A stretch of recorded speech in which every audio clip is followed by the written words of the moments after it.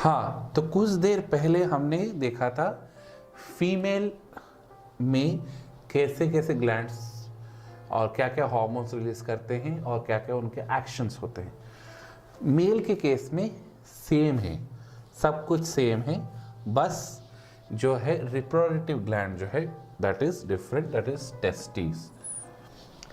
Testis जो है same puberty 10 से 12 साल के बीच में ये एक्टिव होते हैं और टेस्टोस्टेरॉन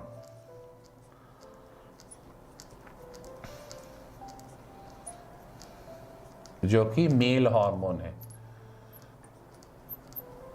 वो प्रोड्यूस होना शुरू हो जाता है। टेस्टोस्टेरॉन की वजह से मेल सेकेंडरी सेक्सुअल कैरेक्टर्स जैसे कि हेयर आना, बियर्ड आना और आपका जो वॉइस है वो डीपन होना, हस्की वॉइस होना, मेलनेस आना और आपका start of production of semen, then your production of muscle building होता है टेस्टोस्टेरोन की वजह से, सेक्सुअल ड्राइव आता है। तो ये सब चीज़ें जो है सेकेंडरी सेक्सुअल कैरेक्टर्स जो है मेलनेस जो due to presence of testosterone. अगर टेस्टोस्टेरोन नहीं होता है तो फिर it depends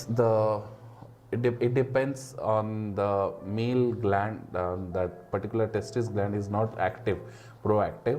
और इसमें जो है स्क्रोटल सैक्स होते हैं, स्क्रोटल सैक्स में आपके स्पर्म जो है वो स्टोर होते हैं and for that production it is very very less amount of temperature than the body temperature, इसीलिए वो डिसेंड होके नीचे की तरफ रहते हैं।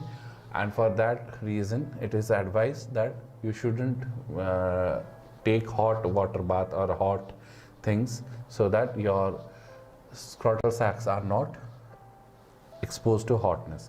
तो जिसकी वजह से आपके सीमेन प्रोडक्शन या फिर स्पर्म प्रोडक्शन में कोई बाधा ना आए। तो टेस्टोस्टेरोन की वजह से male characters are influenced and they appear only and only after puberty। Okay, so हमने पढ़ा, so we come to an end of this chapter of coordination. तो इसमें हमने ये देखा कि कैसे प्लांट्स हो या एनिमल्स हो तरह तरह के इलेक्ट्रोकेमिकल सिग्नल से, इलेक्ट्रिकल सिग्नल्स हो गया या इलेक्ट्रोकेमिकल सिग्नल या फिर क्या बोल सकते हैं केमिकल सिग्नल से, जैसे कि हार्मोन्स से अपने आप को कोऑर्डिनेट करते, कहाँ बढ़ना है कहाँ घटना है। अगर ये सब सिग्नल्स ठीक जगह पे ठीक काम नहीं कर पाए तो कितनी नुकसान होता है। हार्मोन्स अगर ठीक जगह पे अगर रिलीज़ नहीं हुए, जैसे ग्रोथ हार्मोन हो गया, ग्रोथ हार्मोन अगर रिलीज़ नहीं हुआ ठीक टाइम पे तो फिर आदमी नाटा हो जाता है। अगर फिर उसके बाद इंसुलिन अगर ठीक टाइम पे अगर रिलीज़ नहीं हुआ तो ब्लड शुगर बढ़ जाता है, डायबिटीज़ हो जाता है। थायरॉक्सिन अगर ठीक काम नहीं कर रहा है, कम थायरॉक्सिन बन रहा है तो उसकी वजह से आदमी मोटा हो सकता है और पतला ही पतला रह सकता है। तो ऐसे बहुत सारे मेटाबॉलिक डिसऑर्डर्स जो है आ जाते हैं। तो बहुत ज़रूरी है कोऑर्डिनेशन और कंट्रोल, जो कि हमने इस वाले चैप्टर से पढ़ा है। आगे हम देखेंगे और बहुत सी इंटरेस्टिंग चीज़ें, और जुड़े रहिए आप लोग कीको से।